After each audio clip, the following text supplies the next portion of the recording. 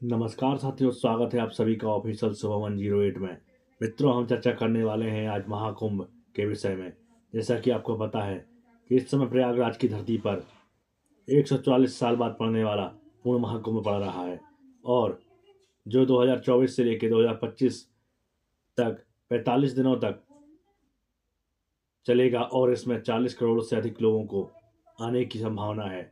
जैसा कि आपको पता है कि 29 जनवरी को मौनी अमावस्या थी, जिस दिन अनुमान पहले से ही लगाया गया था कि 8 से 10 करोड़ लोग इस मौनी अमावस्या के दिन यहाँ पहुँचेंगे और यह सत्य हुआ। करीबन 8 से 10 करोड़ लोग मौनी अमावस्या के दिन प्रयागराज के संगम घाट पर पहुँचे और इसी बीच एक हादसा भी हो गया, जिसमें काफ़ी लोगों की मृत्यु की खबर आ रही है, क्योंकि जनता इतनी ज़्यादा हो गई कि वहाँ पर किसी कारणवश भगदड़ मच गई और उसी के दौरान बहुत से लोग दबकर घायल हुए और कुछ लोग की मृत्यु हो गई। मित्रों, यह एक बहुत दुखद घटना है, किंतु मित्रों, जैसा कि आपको पता है प्रयागराज की भूमि पर कितना विशाल महाकुंभ हो रहा है, जो आज से 140 साल बाद ही अब दोबारा लोगों को देखने मिलेगा। और सभी लोग कोशिश करें इस कुंभ में जाकर इस 140 साल बाद पड़ने वाले महाकुंभ में स्नान करें। मित्रों, यह एक बहुत ही पवित्र स्थान है। यहाँ पर बहुत बड़े बड़े साधु महात्मा, नागा साधु सभी पधारे हैं। हमारे चारों शंकराचार्य भी इस जगह पहुँचे हैं और बड़े बड़े साधु महात्माओं के कृपा से यह स्थान वैसे ही पवित्र हो गया है। मित्रों, आप सभी से अनुरोध है कि इस कुंभ में जाकर इस कुंभ की सिद्धि प्राप्त करें। नागा साधु रहते कहाँ हैं भारत में, जो सिर्फ कुंभ में दिखते हैं और कुंभ के बाद वो नागा साधु फिर अगले कुंभ में ही दिखते हैं।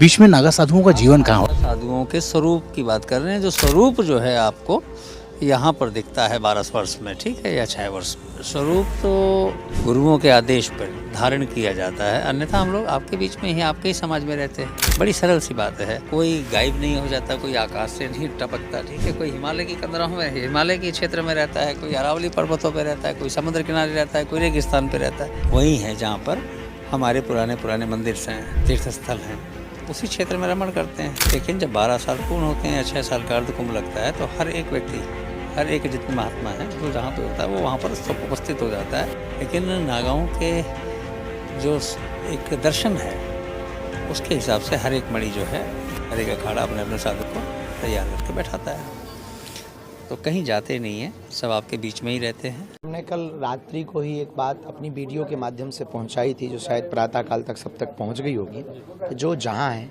वहीं से स्नान करें। समुदाय बहुत ज़्यादा है, करोड़ों की संख्या में यहाँ पर श्रद्धालु पहुँचे हुए हैं। प्रशासन दिन रात यहाँ पर बहुत मेहनत करके सबके लिए व्यवस्थाएं कर रहे हैं और निश्चित रूप से ये जो रात्रि काल में हुआ है, निश्चित रूप से बहुत ही हृदय विदारक है। इसके लिए हम हनुमान जी के चरणों में बारंबार प्रार्थना करते हैं। यही कहना है कि आप संयम रखें, यही संगम है, जो जहाँ है वहीं से आप स्नान करें। सब लगभग 1 महीने का महाकुंभ है, जरूरी नहीं कि आप एक पर्व में ही पहुँचें। इस 1 महीने में किसी भी दिन आकर के, जब खाली दिन हो, जब बहुत ज़्यादा समुदाय ना हो, ताकि शरीर को कष्ट ना पहुँचे। और हमारे अखाड़ा परिषद के संतों ने, महापुरुषों ने जो उदारता दिखाई, वो निश्चित रूप से केवल सनातन में ही हो सकता। उन्होंने प्रातः काल के स्नान को सायंकाल करने का प्रण लिया कि पहले लोगों की सुरक्षा बहुत ज़्यादा जरूरी, और ये बहुत अनूठा कार्य किया। हम फिर भी प्रशासन को कहेंगे कि आप पूर्ण रूप से आपको बल मिले और भगवान जो भी यहाँ आ रहे हैं वो सुरक्षित और संरक्षित अपने घर पहुँचें।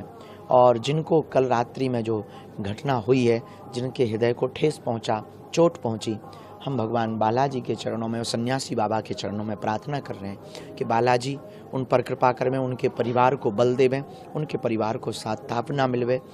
और संयम ही संगम है, हमें संयम रखना है और विशालकाय जन समुदाय में हमें प्रशासन के निर्देशों का पालन करना है। 2 दिन से हमें कोई बाहर नहीं निकलने दिया गया। प्रशासन ने स्पष्ट कहा कि आप निकलेंगे तो उचित नहीं होगा, तो आप कल हमने बहुत ज़्यादा जिद करके, कल बड़ी मुश्किल से केवल डुबकी लगाने जा पाए। तो प्रशासन के प्रत्येक निर्देशों का पालन करना हम सबका दायित्व है, क्योंकि वो अपने और हम सबके हित में ही बोल रहा है। और रही बात संगम पर, तो संगम पर आप बाद के दिनों में, अभी 1 महीने का उत्सव है, एक ही दिन में, एक ही समय पे जरूरी नहीं, थोड़ा बाद आप कर लेना ताकि किसी को कष्ट ना हो।